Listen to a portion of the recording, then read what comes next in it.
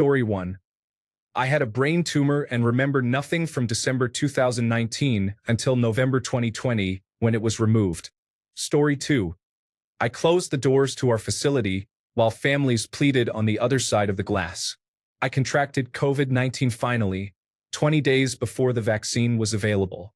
One time, after I left the COVID unit and was buying paint on my way home, a lady invaded my personal space by leaning over my shoulder, saying, "It's okay. I'm not sick." I told her I had just clocked out from the COVID unit as a nurse, and she started crying and ran away.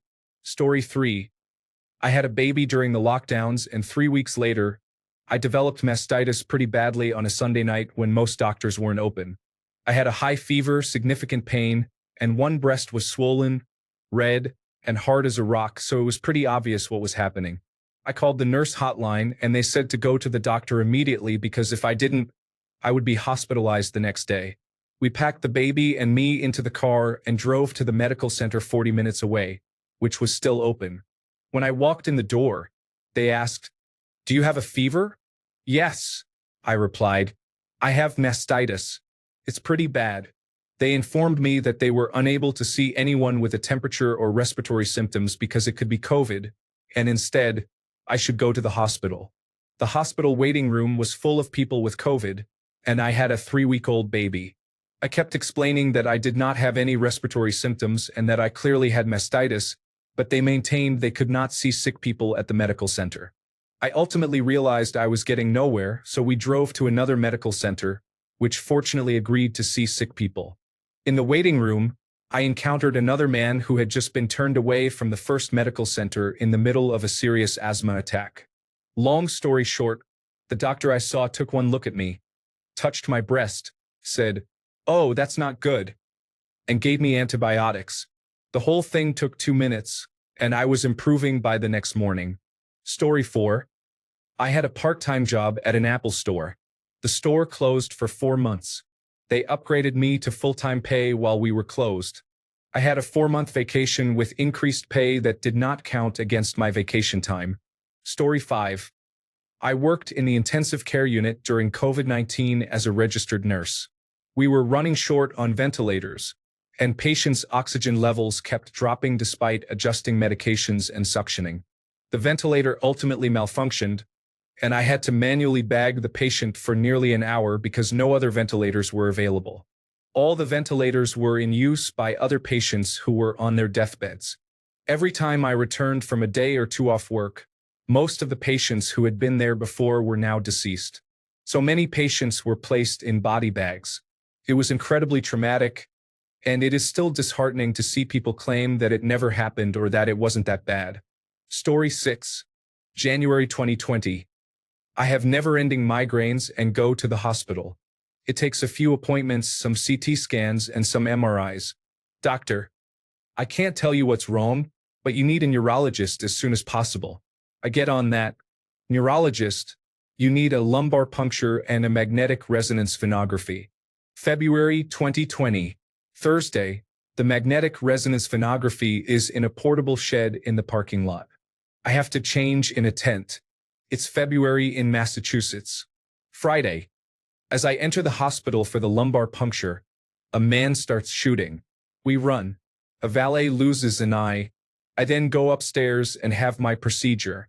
Saturday, my lumbar puncture didn't go well. I have a cerebrospinal fluid leak. All the cerebrospinal fluid has drained from my body. It's agony. I can't stand without my legs giving out on me. The hospital admits me to keep an eye on me but won't fix the issue for 5 days. I also get a call that my grandmother has died. Sunday, in the hospital. It feels like 1,000 are scraping at the inside of my skull. I can only lay flat and can't move. Monday, same. Also, the hospital is doing construction right below my room. Tuesday, they decide to do the blood patch at 5 p.m. I was conscious. They take blood from your arm and put it between your vertebrae, and you can feel it. Not great. Wednesday, I realize I haven't eaten since Friday. The nurses haven't asked me, and I forgot about food in my agony. I eat and then sleep. Thursday, grandmother's wake. Friday, grandmother's funeral. Saturday, grandmother's burial. I get a diagnosis for my illness, idiopathic intracranial hypertension. Too much cerebrospinal fluid is crushing my brain. They put me on medication and recommend I see a neuro-ophthalmologist, scheduling an appointment for March. March 2020, lockdown. My doctor's appointments get canceled. I become catatonic in agony. I start losing my sight as the cerebrospinal fluid crushes my optic nerves. Since I haven't really had initial appointments with the specialists yet, they can't advise me, so I'm stuck and can't get help. This goes on for months, with my appointments with the specialists getting rescheduled. I don't see my first specialist until August 2020. I spend about 6 months in bed, in agony, unable to read, watch TV, or do anything at all because COVID-19 shut down the medical system. Story 7. I had a friend move in with us for companionship. I found her intimate with my husband when I checked my security camera. Story 8. Worst story. Not being able to say goodbye to my mom in person as she lay dying in the hospital from kidney failure because of the hospital's strict COVID-19 protocols. Story 9. An older lady came into the supermarket where I was working, wearing a full hazmat suit. She went to pay with cash and proceeded to lick her gloved finger. I never saw her again. I hope she's doing okay. Story 10. In the first few weeks of lockdown, my direct supervisor was informed by the owners that he had to travel to the next province to complete some work because they did not want to send their son or nephew, as the owners were brothers. My supervisor had no choice but to make plans. He could not find accommodations anywhere because hotels and motels were instructed not to accept anyone. He communicated this to the owners, who insisted that it was a major client and the work had to be done to maintain their contract. I spoke to him the day before he left and told him to call or text me when he stopped and found a place, and when he eventually arrived at the site. My supervisor had a degree in microbiology and suffered from severe anxiety. It turns out he never made the trip because he did not leave. Instead, he tragically passed away and was found by his wife in the bathroom. I found out 3 days later when the owner called me while I was on a job and delivered the news. I had to maintain a straight face with my current clients when they asked how my boss was doing. I broke down in tears. The owners told me to take that Friday off, and we would discuss how everyone's roles and responsibilities would change on Monday. There was no memorial or funeral. They even attempted to avoid giving his wife the life insurance and instead wanted to give it to his father. Story 11. Best. Watching Tiger King in my office in March 2020 after COVID-19 scared everyone away from the hospital, and we didn't get the influx of COVID-19 patients yet. Worst. Basically all the time after that brief hiatus. 6 of my colleagues got sick at once, 1 in the intensive care unit, so I had to use 6 backup physicians. My colleague at my old hospital needed a government physician to help out. The first 4 COVID-19 patients I admitted all needed upgrades to the intensive care unit later, and 1 died. The hiss of oxygen from over 1,000 liters a minute going into 20 to 25 patients on the COVID-19 floor. There are lots of other things I repress. Story 12. My best friend was cut off by a car while riding his motorcycle to work. I didn't get to say goodbye at the hospital due to the COVID policy. Story 13. My girlfriend and I are older, and several younger friends brought US bags of groceries without being asked, so we didn't have to go out. That first wave of COVID-19 was extremely virulent, and hospitals hadn't determined a treatment. It was kind of scary, especially for those in groups that tended to not do well with the disease. Anyway, it was very kind of them and we greatly appreciated it. Story 14. I frequently face hostility at work, including being yelled at, sworn at, and called derogatory names by individuals 5 days a week. This response is largely due to our governor implementing a mask mandate, which requires us to display a notice on our door.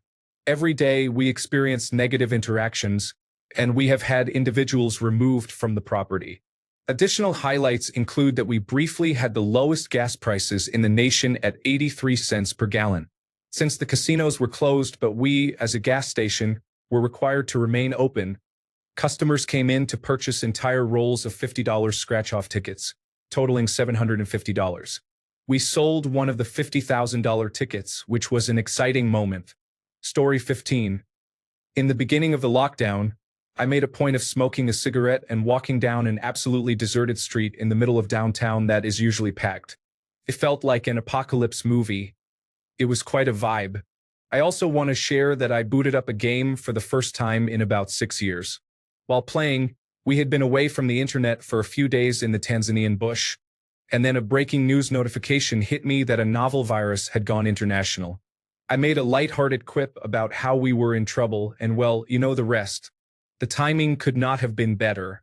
Story 16. We went into lockdown at the end of March. The kids went on spring break and never returned to in-person school. We had to pivot from traditional education to online learning, and everyone was very positive and hopeful that it would go well. We all received our logins and instructions on how to attend class virtually. Everything was set. I worked from home and my husband worked from home. Our kids logged into class through various platforms. We were all in the same living room, each using our different laptops, involved in our own activities. Approximately 6 weeks later, my son's teacher emailed me to say, "I'm not sure you're aware, but your son hasn't logged in since the beginning of April. He's basically been missing in action for over a month." It turns out that my son had faked logging in and participating in school for weeks, all while we were in the same room. None of us knew what was happening. School was happening, or so we thought. When research comes out about how the pandemic affected education, believe it, none of us were prepared. We handled it the best we could, but those kids were truly affected. Story 17. I have been waiting for this question. I was in college near the Rocky Mountains when they closed the universities due to COVID-19. I still had a job on campus that had not shut down yet, so I would walk through the completely abandoned roads to get there. With everyone gone, the wildlife from the mountains started venturing closer to town. One morning, while walking through the center of campus, I heard some rustling in the easement next to me. I was hoping to see a fawn since the does had started nesting them around campus now that everyone had left. But when I looked through the bushes, the eyes that looked back at me were huge, unblinking, and facing forward. Forward-facing eyes are not a good sign in the Rockies. I had never been face-to-face with a mountain lion before, and to be honest, I don't recommend it. Story 18. That summer, I often went days without checking the mail. One night at around 2 a.m., I drunkenly decided I should walk across the street to get the mail. A group of about 10 deer was hanging out in my yard almost every day and night throughout the summer. It seemed to be their spot. As I walked down my gravel driveway, I found myself in a narrow corridor between my car and the side of the house. With no moonlight, I used my phone's flashlight to see where I was walking. I startled the deer, and they scattered. One of them panicked and charged into the narrow corridor where I was walking. It hit me directly in the sternum. It knocked the wind out of me, my phone went flying, and I just laid there rolling around on the ground, gasping for breath. Story 19. I walked across the Brooklyn Bridge almost every day with no tourists. It was absolutely beautiful, and no one will ever see the bridge empty like that again. I feel so lucky to have experienced it at this unique time. Story 20. I took my 9-month-old child to Goose Egg Park in Santa Monica while my wife worked from home. He made many friends who grew up with him. They are now 5 years old and learning how to skateboard together. He would not have gotten into their preschool or formed this wonderful group of friends if the pandemic had not happened. Story 21. My daughter was born on January 1st, 2020. I went back to work on March 1st. My husband was furloughed a week later, got sober, and spent 3 years as a stay-at-home dad. We saved on childcare, and my daughter's best friend is her dad. Story 22. My sister said she needed help and asked me to move in with her. My lease was coming up, so I agreed. On day 3, she texted me and immediately blocked me, stating that she wanted me out of her house and that the police had been called. My vehicle was in the shop, so I had to leave with what I could carry on my back. I lost 30 years worth of art, nature photos, medical notes and diagnoses, and all my important paperwork proving my identity because it was only day 3 and I hadn't fully unpacked yet. The threat from the police was real. She had just spent a year getting out of an abusive marriage and had become close friends with them. I spent the next 3 to 4 years homeless because nobody would or could help me without identification and a social security number. I slept outside in the Wisconsin winter and faced worse conditions. Finally, I caught a break and could afford to obtain a birth certificate, social security card, and driver's license. My sister obviously has issues and does not believe in medicine or therapy. I never learned why she wanted me gone, other than to dispose of all my belongings, which she proudly mentioned. The best thing, though, is that I'm still standing, and I know I can make it through pretty much anything. Story 23. I saw two people dressed in yellow suits fighting over toilet paper in Walmart. This caused many others to start arguing as well. It became chaotic. Story 24. The number of bodies I saw while working in the hospital was overwhelming. We ran out of refrigerator space and had to keep the bodies in an air-conditioned room. Even after obtaining a shipping container, there were so many bodies that we had to stack them on top of each other like human Tetris. Story 25. The worst. I spent a month in quarantine, then was deployed on the USS Nimitz for 11 months. The best. I decided to drop my retirement paperwork. Being a civilian is wonderful. Story 26. I almost died in December 2020. I was 32 years old and experienced every symptom, developed pneumonia, and had very low oxygen saturation. They started me on antibiotics, and it saved my life. My wife's grandfather died from the same strain shortly thereafter. Story 27. We had an amazing trip during that time. At the beginning of August, my wife and I were both trying to work from home. Meanwhile, our 24-year-old daughter was at the camp where she worked with no campers and had nothing to do all day but sit around, read books, and watch television. Cabin fever had definitely set in. So when our daughter suggested driving out to San Francisco to see a friend, my wife and I took over the planning. We used all our hotel points, made several reservations, and sped west. We drove Interstate 40 all the way to Las Vegas, stopping at every quirky tourist attraction along the way, as well as visiting Meteor Crater and the Grand Canyon. Gas was very cheap, too. At the Grand Canyon in early August, we practically had the park to ourselves. At one viewpoint, a ranger informed us that it would normally be crowded during tourist season. In Las Vegas, we had reservations at the Ritz-Carlton.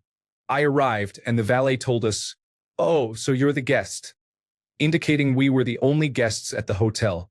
I walked into the empty lobby, and the receptionist greeted me by name before I even reached the front desk. For fun, they upgraded us to an enormous suite, a wraparound hotel room where one could practically get lost. It felt like a setting where a villain in a spy movie would be plotting global destruction. Meanwhile, our daughter had a luxurious junior suite. I told her, "Don't get used to it. This is the nicest hotel room you'll ever stay in for the rest of your life." We then went to the Bellagio, and there were hardly any people there except for a handful of gamblers, the pianist in the bar, and the bar manager. She made us our drinks and sat down with us for 2 hours, joking while we enjoyed ourselves. We then walked into the hotel restaurant, and once again we had it nearly to ourselves. My wife almost never overindulges, but she did that night. As we were leaving the hotel, 2 showgirls wearing only feathers and body paint offered to let us take pictures with them for $20. Our daughter, who is much more reserved than us, was scandalized. My wife then said, "If I had a figure like that, I'd show it off too." We paid the girls $20 for the photo, then an extra $10 for good measure. Next, we went to Arches National Park, which we also had nearly to ourselves. Then we traveled to Denver to see friends, then to Kansas City to visit family, and finally back home. We never made it to San Francisco to see her friend. It was something like a 4,700-mile journey in 10 days, and it was so much fun. We encountered almost no traffic on the highways, and frankly, all the tourist places were glad to see us. Story 28. My worst memory is of how many people denied the science. My parents extended our lives in 1950 by accepting that vaccinations would stop us from illness or lifelong disabilities. They worked. The mortality rate for children dropped dramatically. Then in 2020, people, including the American president, said that scientists were wrong and should be put in jail. It's sad, really. But then I look at the American Congress and think, what chance did they have? Story 29. I was kicked out of a hotel because I developed COVID-19 while staying there. I couldn't fly anywhere and was hundreds of kilometers from home. Fortunately, I had a rental car, so I stocked up on food and drinks from a vending machine, sanitized it afterward, and drove 8 hours to get home. Story 30. After my second dose of the vaccine, I went home to play Destiny 2. Here is how I remember what happened next. I turned a corner, killed an enemy player, and then woke up to an inactivity message. The vaccine knocked me out for about 20 minutes. I was awakened by the loud Xbox notification sound telling me my console was about to turn off. Story 31. This is frustrating. I am a runner, and during the pandemic, I decided to run in remote areas away from sidewalks or traveled roads. One time, during a 9-mile run, I was approaching a hill when a woman sped down it. I ran into the brush to avoid being hit. She honked and drove past me while I continued up the hill. She suddenly turned around, and I panicked. She raced up to me and shouted from her window, "You need to be wearing a mask." Then she drove off. Keep in mind that this was 7 a.m., and this was the first car I had seen in 6 miles. That was incredibly annoying. Story 32. This lovely woman approached me asking for directions in the summer. I gave her the directions, sparked up the conversation, ran back to my place, grabbed some things, and the next 24 hours were among the best of my life. There was just instantaneous chemistry, followed by great conversation and connection at a time we both really needed it. Story 33. I work in a nursing home. It was a difficult time. We tried hard to keep everyone safe, but the situation escalated rapidly. We lost many residents. Due to strict quarantine measures, families could not pick up belongings after someone passed away. Staff boxed everything up, and due to a lack of space, lined all the boxes and empty wheelchairs along the downstairs hallway. We had to walk past it all every morning on our way to work. It was incredibly demoralizing and traumatic. Story 34. I was on the road working on energy infrastructure as an essential worker and was in a small town in Oklahoma. This town had a trailer park where we were staying, and across the street from us was the most redneck-looking guy I had ever seen. He had a skullet and a Chevrolet passenger van that he had cut in half and turned into a flatbed truck. It was crazy. One day, the tornado sirens went off, and we all ran out of our trailers. He looked at me and said, "Follow me, there's a tornado coming." Before hopping into his modified van and racing to a shelter, I followed him in my work truck, leaving the trailer park and heading down the highway to a place that sold storm shelters. They were basically shipping containers with 2 diagonally positioned tubes that would act as entrances once buried. This guy parked his van in the parking lot under the diagonal section of a display shelter, climbed on top of his van, and shimmied into the display shelter while I sat in my truck laughing so hard that I saw stars. This shelter wasn't bolted down or buried. It was just sitting on the concrete. It was one of the funniest things I've ever seen in my life. Story 35. I was walking down the street with a friend. We were wearing masks when an unmasked man approached us and said, "Hey, are you a doctor? I have this unusual-looking fungus on my penis that I would like you to examine." Without hesitating, I responded, "Yes, I am an amputation specialist. Let me get my tools, and I will take care of that for you." I have never seen a smile disappear so quickly. Story 36. I sat down for 2 weeks and built a simple website full of my own created material for infants diagnosed with cancer to help them and their families transition into therapy. It is now used by children's cancer wards across the globe. Story 37. I was working on a documentary about COVID when the first tests became public. A tester, dressed impeccably, asked if I felt like getting tested, and I said, "Why not?" She performed the swab test but left the cotton swab in and walked away. Another tester came by as I was shaking uncontrollably, sweating, and with tears rolling down my cheeks, and asked if I was okay. I said no. She took out the swab and asked how long it had been there. I replied that it had been about 5 minutes. She said it was supposed to be a 30-second swab. Each of the nurses came by to apologize individually. This was unacceptable. Story 38. I was in my newly built shed sitting on a dry cement bag, drinking NJ brandy from the bottle, listening to music on my phone speaker set in an empty mason jar. It had held a collection of random-sized screws, which I dumped out on a shelf built from scrap, just enjoying some space from the family. The rain was pattering on the roof, and the 5 steps sounded great on my iPhone 6 while the smell of fresh 2X4S was inspiring. For a few moments, anything was possible. I had reached the peak. Story 39. January 2020, positive pregnancy test. August 2020, new baby. November 2020, had COVID-19 and had to quarantine from my family in my bedroom. Thankfully, no one else was infected, and I did not need hospitalization. Story 40. Me 2020. I'm fine. This isn't that bad. Me 2021. In the hospital with COVID pneumonia. I almost died but made it. Them 2022. It's over. Me 2023. Back in the hospital with COVID. Them 2024. It's really over now. Me 2025. COVID again but no hospital. Yay? Story 41. When my job sent us all home, I was excited thinking I would finally get a lot of deep cleaning done and work on some projects around the house, and maybe take an online course. But 2 weeks into lockdown, I was suddenly exhausted. I would wake up at 9 a.m. just to fall asleep on the sofa again around 10, spending so much time sleeping. I found out I was pregnant. Then I developed a severe form of morning sickness called hyperemesis gravidarum. I was given medication that made me drowsy, so I pretty much slept through a considerable amount of 2020. Then my daughter was born, and I haven't slept much since then. Story 42. I had to travel from China to France for my daughter's wedding at the height of the pandemic. Traveling there was relatively straightforward, and the wedding in the south of France was wonderful. However, returning to China was a nightmare. First, we had to get to London, undergo COVID-19 tests, and then fly to Helsinki. After an overnight stay on a bench at the airport and further negative COVID-19 tests, we flew to Shanghai and were immediately quarantined in an undesirable hotel for a week. Officials in full personal protective equipment would leave barely edible food outside our door and quickly leave.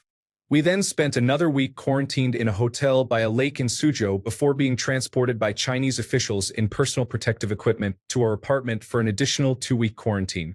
They fitted an electronic sensor on our front door that would notify the authorities if we opened it. Essentially, the only people we saw for a month were officials dressed in full personal protective equipment. It was truly a surreal experience. Story 43. My grandmother passed away due to COVID-19, and her funeral was on Halloween. Shortly after, my dad contracted COVID-19 as well. That was a difficult couple of weeks. Additionally, my entire friend group completely fell apart. On a positive note, I wrote a 100,000-word fan fiction and joined a community of like-minded individuals. It was a strange year. Story 44. I entered into a relationship with someone I met that summer. They convinced me that I should live with them and that everything was amazing, that I was the one, and that he would do anything for me, claiming he had never met anyone like me. Against my better judgment and instincts, I moved in. He was financially and emotionally terrible. After a year, he admitted that he didn't mean for things to go so far and realized he was just bored during the pandemic when he asked me to move in and be in a relationship. I left with 2 garbage bags worth of belongings and a sexually transmitted disease. I only had my clothes left because he convinced me to get rid of everything I owned before moving in, assuring me he would provide everything I needed or wanted. I was also the only one who thought we were monogamous. Story 45. Japan.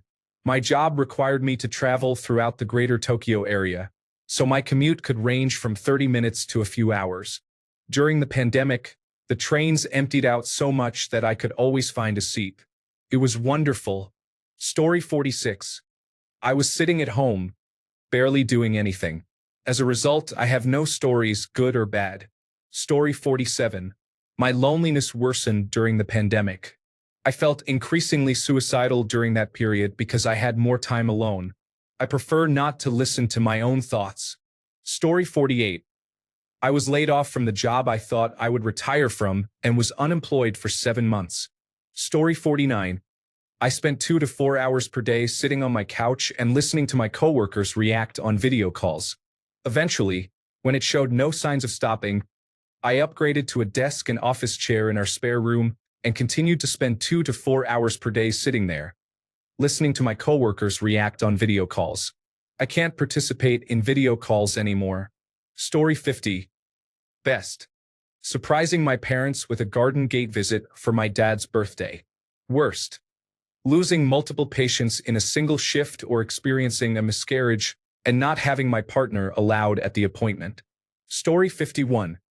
I bought a used Volkswagen diesel for my long commutes in early March. The pandemic started and I continued going into work, as my position did not allow for working from home. Traffic was wonderfully quiet that first month. Then my Volkswagen was written off in a highway accident when someone hit me from the side. There were almost no comparable cars for sale because no one was buying or selling, so I made a profit of $4,000 after 2 months of ownership. The next week, a Mercedes dealership was having a blowout sale on low-kilometer previous car 2GO CLA 250 vehicles because they couldn't move them off the lot. I got a 2-year lease for $200 a month with no down payment. At the end of the lease, with the pandemic over and used car prices now skyrocketing, I bought out the remaining balance and sold the car for another profit of $4,000. Story 52. I broke my humerus in a head-on car crash 2 weeks before the first lockdown. It was total agony. Everything went wrong that day. The moment after the crash, it started pouring down. The car I was still in, unable to get out because of the pain, was in the middle of the road, completely wrecked. You can imagine the problems with traffic and the onlookers. The ambulance couldn't arrive for 4.5 hours because of the number of people needing assistance at that time. By the time they arrived, I was in so much pain that I had to be carried to the ambulance and given every possible drug to stop the pain. The traffic created by the crash and the weather took us another 2 hours to reach the hospital, and 2 more hours after that to get treated because the hospital was overwhelmed with patients due to COVID-19. Looking back, the hospital felt so strange. There were so many people coming in and out, being taken all over the place. I just remember how hectic it was and how worn out everyone looked. In the waiting room, I was with about 50 to 70 other people. My shirt was ripped apart so they had access to my arm. There I was, looking like a mess, with my dad, who decided to wander off and come back 40 minutes later with the most pungent, lingering chicken tikka masala I have ever smelled. It completely filled the waiting area with its scent and clearly annoyed everyone around us. This led us to slowly go outside. Keep in mind this was early March, and it was still freezing and pouring down while I was outside with half a shirt on. You'd think that would be enough for the day, right? Wrong. Due to how dark it was and how out of it I was by then, I accidentally stood on a homeless person sitting outside. I had never felt so mortified. I found myself apologizing, and 2 girls who had seen what happened and my dad were laughing, which made it worse. I felt they thought I was being disrespectful, and I wanted to disappear while still in excruciating pain. It was the worst day of my life. Never again. It was a strange time all around. I also care for 2 vulnerable people, so you can imagine how challenging it was to get through those times, let alone with a broken arm and shoulder. Story 53. COVID-19 was challenging for me, though not nearly as difficult as it was for healthcare workers. I lost a promising job in aerospace and spent a year reliant on contract employment, struggling with temporary agencies. One agency sent me back to a company I had left about 3 years prior due to mistreatment that affected my mental health. At one point, I took a job at a gas station for $11 an hour just to afford my classes. This was in New Hampshire, where many individuals supportive of Trump traveled to their vacation homes from the South.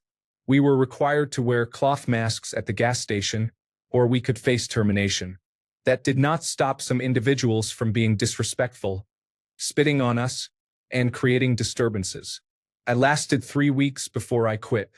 However, there was a positive outcome. My partner, who was a traveling nursing aide, was in New Hampshire for a contract at the time.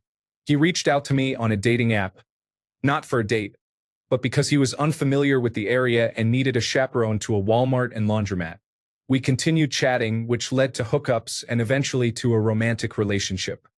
He ended a toxic relationship back home, and I also terminated my own failing relationship. We have been together for almost 5 years now and could not be happier. Story 54. I caught COVID-19 and pneumonia and almost died. I had my vaccine and my second shot. I thought I was done. I had my will and everything ready. But by the grace of God, I survived. I guess it just wasn't my time. Story 55. I moved to Austin in early to mid-2020. One of the first things I saw on my way to the apartment I would be renting was someone walking onto the bus wearing a loose thong as a mask. Story 56. I was a new resident during COVID-19. An obese Hispanic woman was transferred from a community hospital to our academic center and admitted to the intensive care unit I was covering. She was septic and tested positive for COVID-19. She was already intubated and had multiple lines in place, but our attending physician was concerned about the lines being contaminated and wanted all of them replaced. This woman wasn't that old, maybe early 50s, but she had the tiniest blood vessels I have ever seen. She was in a makeshift negative pressure room with very little extra space between the ventilator, her hospital bed, and a supply cabinet. The ergonomics were poor as I navigated the minimal space, her body, and maintained sterility. I remember spending a lot of time in that room with full personal protective equipment underneath a sterile gown in the middle of the night, sweating while struggling to access her blood vessels. She died a week later. Story 57. In January, I watched a video about China under martial law lockdown.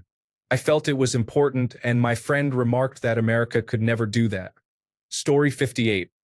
I was carrying a 30 to 35 kilogram iron table up the stairs to put it in the storeroom of my house all alone because my father couldn't help, and I couldn't have someone else assist me due to the lockdown.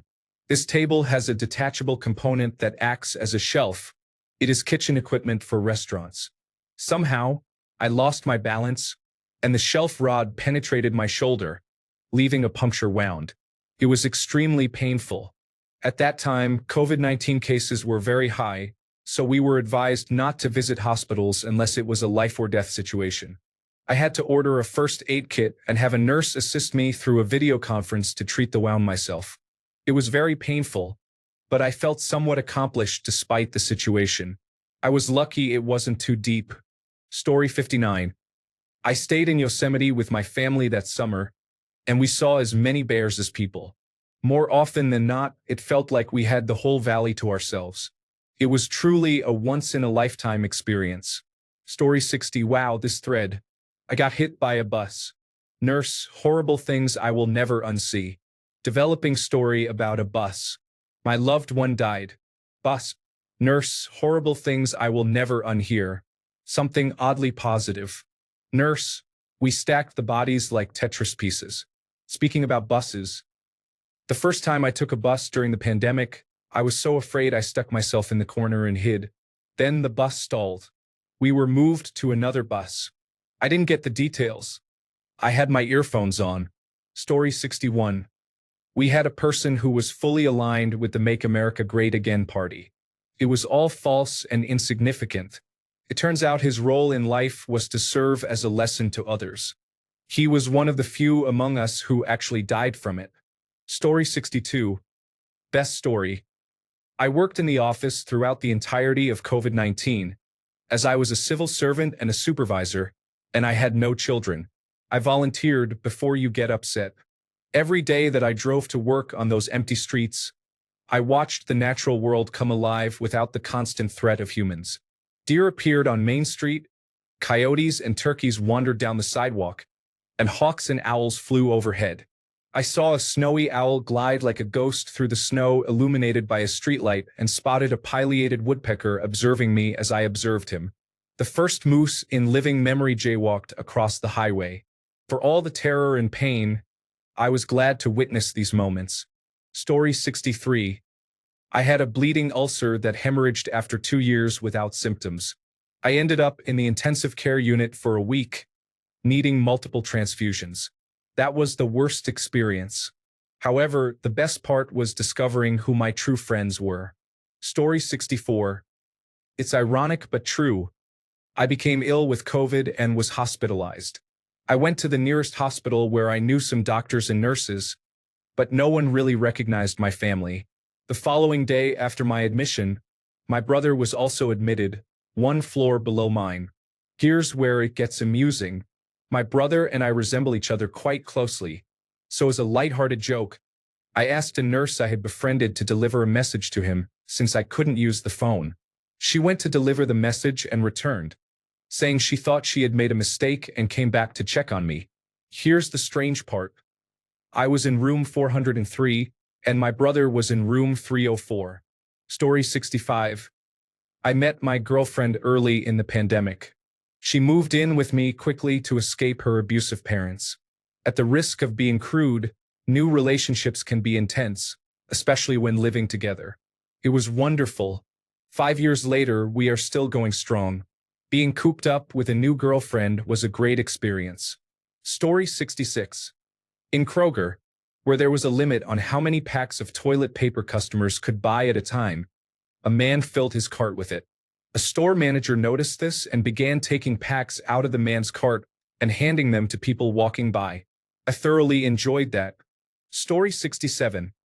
I was a school bus driver during the 2019 to 2020 school year. On the Friday before March break, there were rumors about a lockdown issued by the government, but nothing was confirmed. Then they announced it and I was out of work. However, I was still receiving my regular wage regardless, since we were contract workers until the end of the school year. So for 3.5 months, I was getting paid to sit and do nothing and spend my time indoors. For an introvert like me, it was glorious. Story 68. My niece was working as a dancer, had been drinking at work, and died in a crash on her way home. I feel bad for the person who hit her and the first responders. My brother has really struggled since, obviously, but I also kind of blame him and his ex-wife because they both had drinking problems that partially contributed to that lifestyle, not the dancing but the drunk driving. I spoke at her funeral. It was brutal. She was my son's only cousin. The only people I hugged were my brother and parents because my wife worked with transplant patients, and I had to minimize COVID risk to them. So that was another difficult aspect of the whole situation. Don't drink and drive. You're not invincible. Also, neither she nor anyone else involved was in a bus. Story 69. My husband tried to quit drinking but had a seizure at work, resulting in a traumatic brain injury. He spent a week in the intensive care unit, and I was unable to visit him due to COVID-19. I only saw him on the initial day in the emergency room. I called the nurses every morning and night to check on his vitals. While in the head trauma unit, he had a feeding tube inserted through his nose and had to wear mittens to prevent him from pulling it out. He would try to bite them off while I was visiting. Hospital policies relaxed after he had been there for a while, but visiting hours were still restricted, so I had to coordinate with my work to be able to see my husband each day. Thankfully, I had a wonderful boss. He had to go to a rehabilitation facility that primarily catered to elderly patients to recover physically and mentally. While there, he experienced visions of deceased family members and always saw cats. This facility also had specific visiting hours and was over an hour away from home. He now has epilepsy and has experienced several seizures since then, but you'd never know it by looking at or talking to him. We both endured significant challenges in 2020. Story 70. I worked 50 hours a week overnight in Canada. I had so much money that I didn't know what to do with it. I ordered food every day at work with my coworkers. I drank a lot and caught many fish. There were numerous road trips and camping trips as well. I don't know where I found the time. Story 71. I was working in retail when we were locked down, and I was fortunate that the company continued to pay us. During this time, I focused on my skills, studied, interviewed, and finally secured a job in my field. Additionally, not having to leave the house and receiving stimulus payments helped us save money. With the money saved and the new job, I was able to buy a house when interest rates were low. This experience taught me that it is difficult to rise above challenges when you are constantly in survival mode. Many people find themselves trapped in this situation and struggle to find a way forward. I was able to take a moment to reflect and move forward, but that required a pandemic and government assistance. This is a significant reason why I support universal basic income. Having a stable income would greatly benefit people. I firmly believe it would reduce crime and substance abuse, improve educational outcomes, strengthen the economy, and enhance the overall quality of life in our society. Story 72. Highlights. I completed my master's degree, which I began in the fall of 2019, from my couch. I was furloughed from my job and collected unemployment while gathering data. It was enjoyable. At graduation, we all sat 6 feet apart, and the university president elbow bumped us instead of shaking hands. I met with a friend at the beach whom I hadn't seen in over 2 decades. He passed away unexpectedly last summer, so I cherish that time. I prefer not to discuss the lowlights. Story 73. I remember it was Thursday when supervisors were called into a meeting. They returned and we were instructed to wrap up and derm all our fighter jets. Once we finished, we were told to go home and not return until further notice. You know how unusual it is to be active duty military and be ordered to stay home for an entire month? My wife and I were living in a 1-bedroom apartment with my cat and her dog. Surprisingly, we got along incredibly well. That was when I realized I wanted to marry her. Story 74. My best friend came over to celebrate his birthday, and I was genuinely happy to see him. We had known each other since high school and had always shared a brother-sister kind of bond. We spent the entire day together, and a few times my boyfriend joined us during his work breaks to play some Nintendo games. It was my first time playing Pokemon Snap. I had never touched the original, and I had an absolute blast playing with both of them. Later on, I introduced my best friend to Attack on Titan for the first time. I even recorded his reaction to the ending of the first episode. It was priceless. Eventually, it was time for him to leave. We stood there for a moment, just staring at each other. And in my head, I wanted to scream, "Don't go." I didn't understand why I felt that way. There was no danger, nothing wrong. It was just this strange, uneasy feeling. The moment felt awkward, not in a romantic way, just oddly heavy. He finally said goodbye and gave me a hug. After he left, I turned to my boyfriend and told him how strange the goodbye felt. He brushed it off, saying maybe I was just overthinking things. A week later, my best friend died of COVID-19. At the time, I worked in a public-facing job, and after he passed, I started experiencing intense anxiety. I couldn't even talk on the phone with people, and going to the store made me shake with fear. I had always been careful about COVID-19, but after that, I became terrified. Even now, I still can't believe he's gone. I miss him so much. Story 75. I lost more relatives in the span of 3 years than I had in my entire life of over 40 years. Aside from my family experiencing numerous losses, the challenging politics, and the high death toll, I truly loved quarantine. I appreciated the seclusion. It was so peaceful and serene. I would go for drives in the evening, and there would be no one on the roads. People were eager to connect online, allowing me to reconnect with individuals I rarely see. For some reason, I enjoyed the routines of wearing masks, sanitizing, and decontamination. Additionally, there were many messages of hope, strength, and community that were incredibly inspiring and uplifting.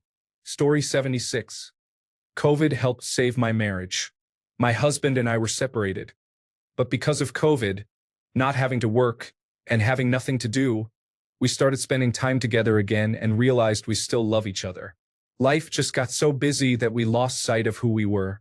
Thanks a bunch for sticking around till the end of the video.